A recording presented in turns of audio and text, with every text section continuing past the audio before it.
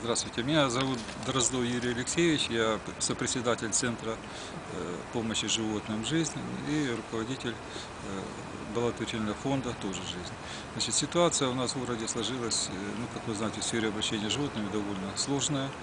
И мы, в общем-то, надеялись, что в связи с решением правительства 23 октября прошлого года, значит, все-таки будет создаваться Севастопольский центр обращения с животными. Этот центр будет иметь при себе и карантинную площадку, и службу передержку, службу отлова, и будет либо государственным, бюджетным, либо ГУКом. Вот. Опыт такого в России уже есть и очень положительный.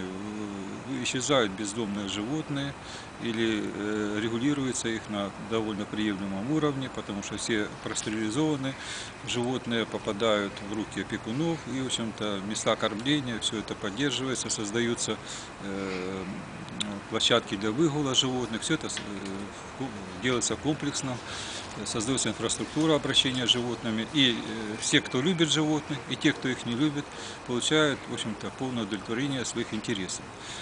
Вот. Однако, к сожалению, мы в течение почти полтора года мы работали в этой сфере с правительством, со службой благоустройства, управлением благоустройства, ЖКХ, подбирали участок, предоставляли соответствующую документацию, разработали программу, предложили все расписали по косточкам, потому что мы уже знаем, как это делать, уже это сделано во многих городах бывшего СССР. И мы хотели этот опыт использовать в Севастополе, чтобы у нас этих проблем не было. Как вы знаете, у нас по сей день происходит массовое травление животных. Это было как при Украине, так и сейчас. Недавно был пойман человек, который травил животных, колбасу напихивал в таблетки, животные погибали, мы их спасали. Сейчас дело находится в Ленинском отделе полиции, и мы надеемся, что все-таки будет положен конец. Это по чьей наводке мы пытаемся узнать, но пока что следствие еще продолжается. Вот.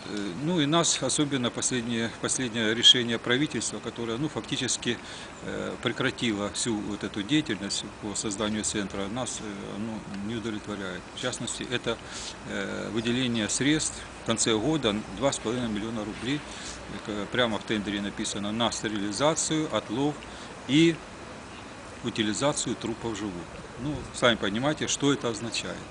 Значит, это означает в первую очередь то, что было раньше при Украине, когда выделялись до 2 миллионов гривен, это в пересчете на рубли, где-то до 6 миллионов рублей, и эти деньги попадали в руки соответствующих коммерческих клиник, вот, и, естественно, животных просто-напросто деньги эти присваивались, а животные просто травились.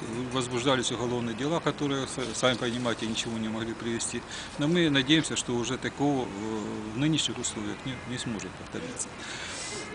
Поэтому мы сейчас все-таки просим правительства и проводим соответствующие акции. Наш представитель участвует в пикете одиночном, где мы предлагаем все-таки правительству вернуться к созданию Севастопольского центра обращения с животными, чтобы у нас был приют, чтобы у нас была передержка, чтобы у нас была гуманная служба отлова, чтобы у нас была ветеринарная клиника с доступными ценами, потому что, как вы знаете, цены в Севастополе на ветеринарные услуги просто фантастические, в разы, а то и в десятки раз превышают на медицинские услуги. Это просто недопустимо.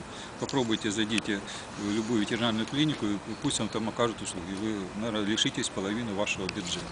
Но это все в итоге приводит к тому, что появляются бездомные животные, люди не могут их содержать и просто выкидывают на улицу. Естественно, они больные. Да, это мне знакомо. Юрий Алексеевич, а вот я хотела бы уточнить про то, что вы приняли в октябре, вы говорите, прошлого года, 23 октября. Числа было заседание правительства, да. Вот поподробнее о нем расскажите, на этом пожалуйста. заседании правительства выступал Дмитрий Николаевич Иванович, начальник ветеринарного управления, выступали руководители районов, и все поддержали именно создание центра. Именно там собирались и для инвалидов готовить собак, партнеров, и там все, что только можно было придумать, все это именно вот по такому плану, с которым выступили вы, да? Да, и мы то, естественно, поддержали, мы тоже были инициаторами этого процесса, уже успели поработать со всеми руководителями района, все поддержали, но на сегодняшний день нас фактически просто, ну, не знаю, не буду термин называть, но вы сами понимаете. То есть поддержали, но конкретного какого-то документа тогда утверждено Да, не нам было, говорили, да? Мгм. не конкретный документ вот и был принят, но я его просто в руки не смог получить. А с землей Вот, что я под этот лично центр? участвовал в разработке правил. Мы привели правила обращения с животными, с котами и собаками Севастополя. Они приняты постановлением правительством. И там тоже указано то, что животных нужно отлавливать, чтобы помещаться в пункт передержки и так далее. Все это А пункта такого нет, да? это все соответствует российскому законодательству, как гражданскому, так и закону про организацию, называется закон об организации общих принципов, то есть общие принципы организации исполнительной и законодательной власти, где прямо указано, что задача как субъектов федерации, так и городов с районным делением является отлов и передержка безнадзорных животных. И это у нас принято официально уже, да? Нет, у нас еще тоже не принято. район субъекта федерации не принят. Угу. Мы направили по этому поводу обращение, чтобы приняли местный закон такой.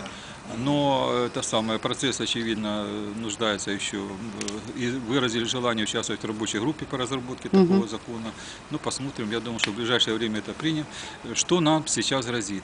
Сейчас нам грозит именно в сфере обращения животных, что в интервью за 10 ноября этого года на Форпосте было размещено интервью с Олегом Викторовичем Козуриным.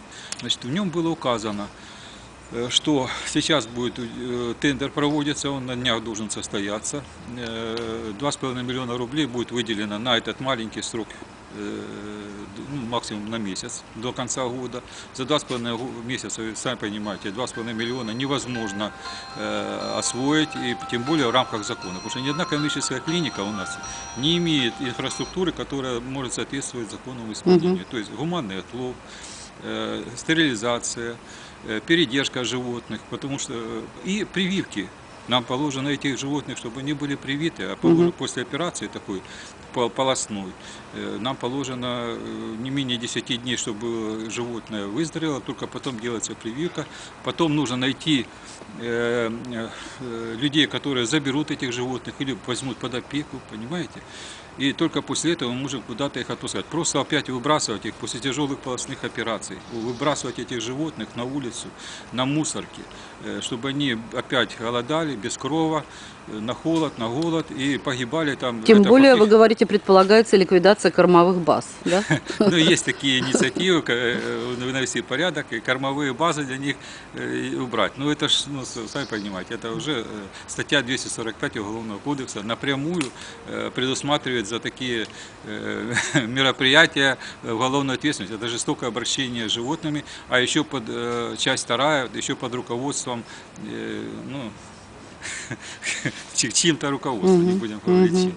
Поэтому мы все-таки призываем вернуться и правительству, мы направили обращение, и законодательное собрание, и Общероссийский народный фронт, прокуратуру, все-таки вернуться в рамки закона, вернуться к выполнению своих планов правительства, гуманных, и все-таки мы город, все-таки который должен соответствовать именно тому, что говорил Владимир Владимирович Путин, сакральным его позициям и, в общем, роли в России. Спасибо.